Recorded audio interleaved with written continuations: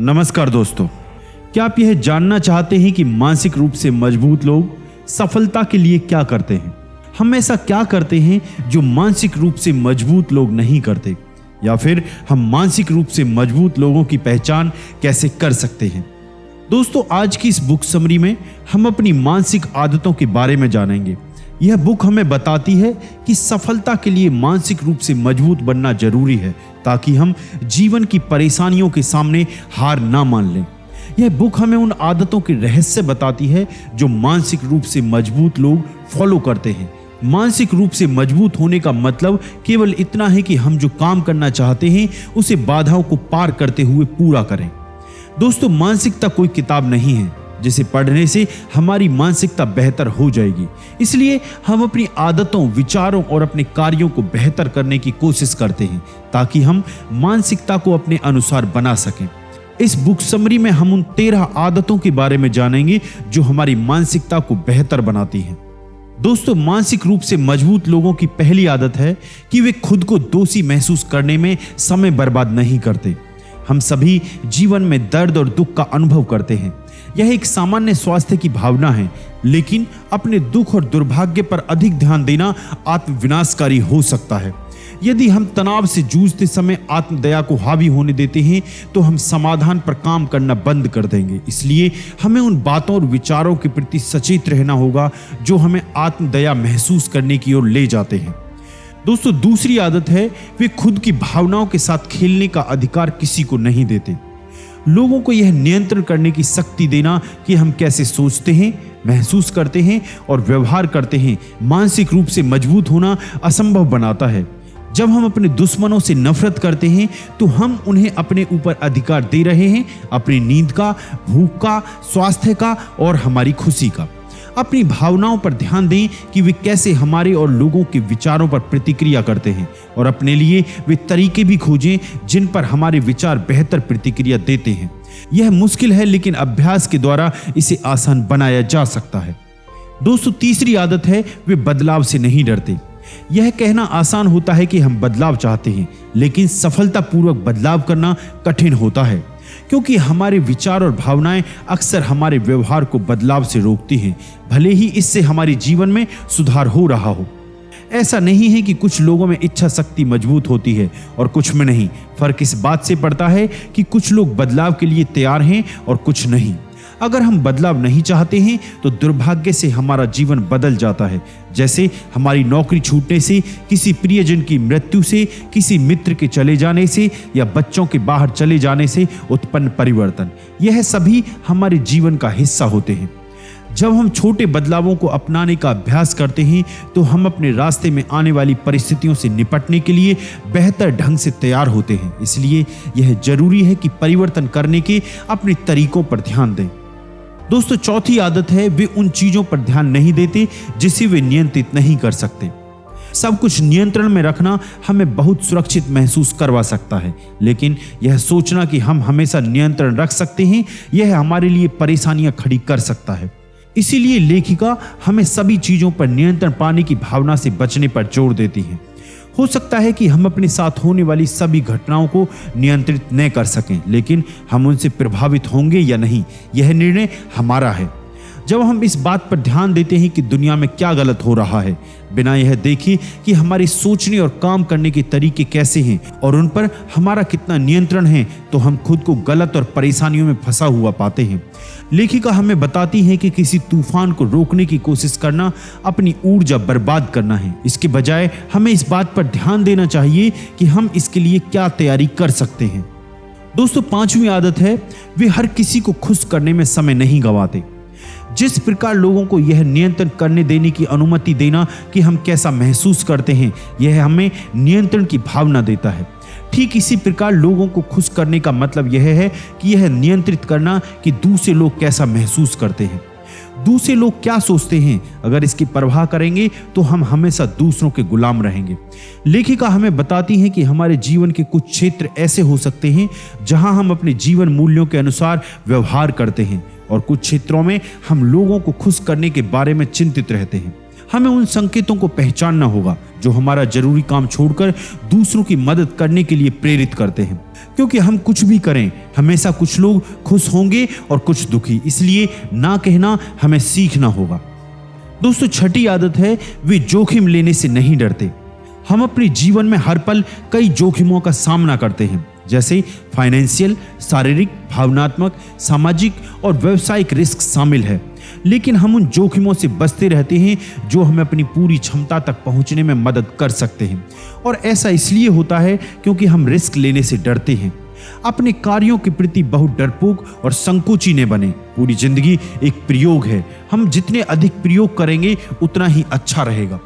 लेखिका हमें बताती हैं कि हमें इस बात पर ध्यान देना चाहिए कि हम किस प्रकार के रिस्क ले रहे हैं और वो रिस्क लेने से हम कैसा महसूस करते हैं। साथ ही हमें यह भी देखना चाहिए कि हम किस प्रकार के अवसर पर काम कर रहे हैं और किसे छोड़ रहे हैं। इससे हमें यह पता करने में मदद मिलती है कि हम जो जोखिम उठा रहे हैं उनसे हमें सबसे अधिक लाभ होगा या हमारी चिंता का कारण बनेंगे। दोस्तों, 7वीं आदत है मानसिक रूप से मजबूत लोग अपनी बीती बातों को नहीं दोहराते। कभी कभी हम उन चीजों पर ध्यान केंद्रित करके दुखी होते रहते हैं जो वर्षों पहले हुई थी, जबकि सफल लोग पिछले सप्ताह जो हुआ था उस पर भी ध्यान केंद्रित नहीं करते और उन घटनाओं से सीखने का प्रयास करते हैं। हम अतीत को सोचकर ठीक नहीं कर सकते, लेकिन हम वर्तमान में पूरी तरह जीकर अतीत को ठीक करते रहते हैं।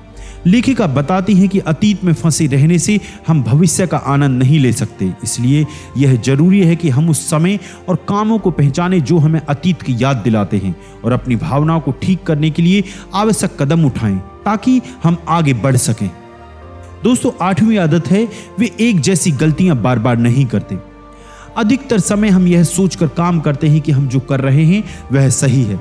अगर उनमें गलतियां होती हैं तो हम दूसरों को दोष देते हैं। यह भावना हमें गलतियों से सीखना असंभव बना देती है।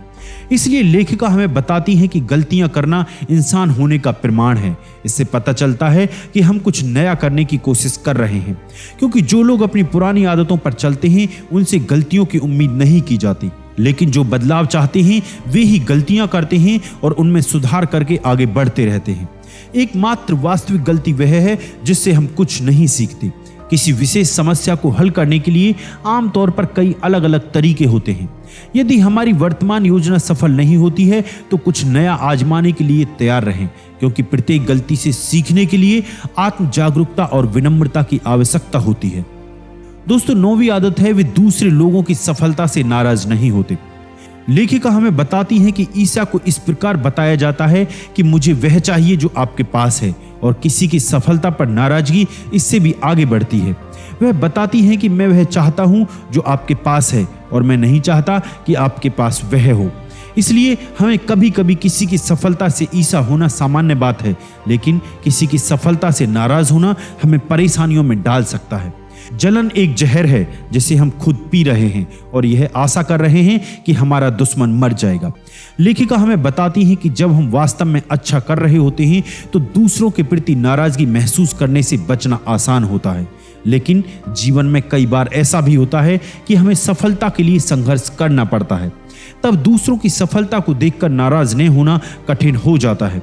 जब हम अपने लक्ष्य तक पहुंचने के लिए संघर्ष कर रहे हों, जबकि हमारे आसपास के लोग अपने लक्ष्य तक पहुंचकर खुशियां मना रहे हों, तब अपनी भावनाओं को नियंत्रित करने के लिए कड़ी मेहनत और लगन की आवश्यकता होती है।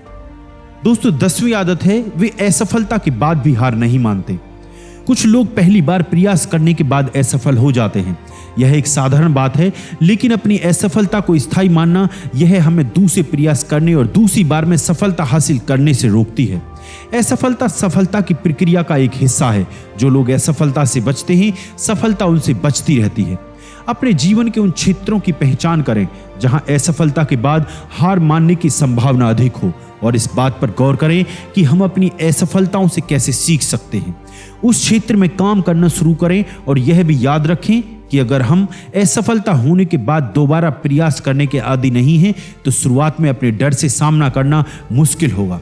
हमें असफलता के बाद कई तरह की नकारात्मक भावनाओं से निपटना होता है, क्योंकि ये नकारात्मक भावनाएं हमें दोबारा प्रयास करने के लिए रोकती हैं।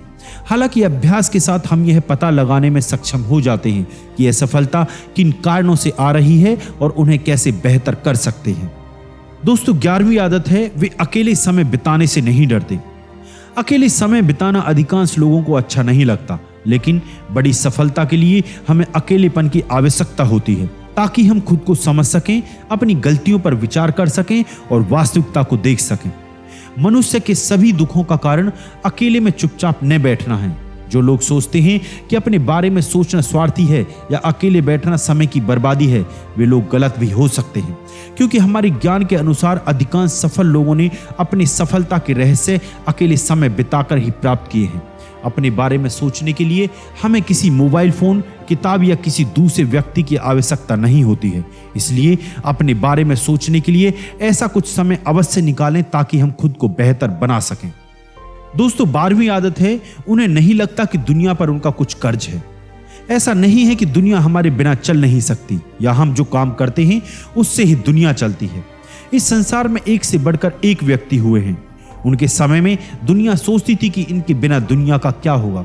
हम सभी देख सकते हैं कि आज दुनिया कैसी चल रही है।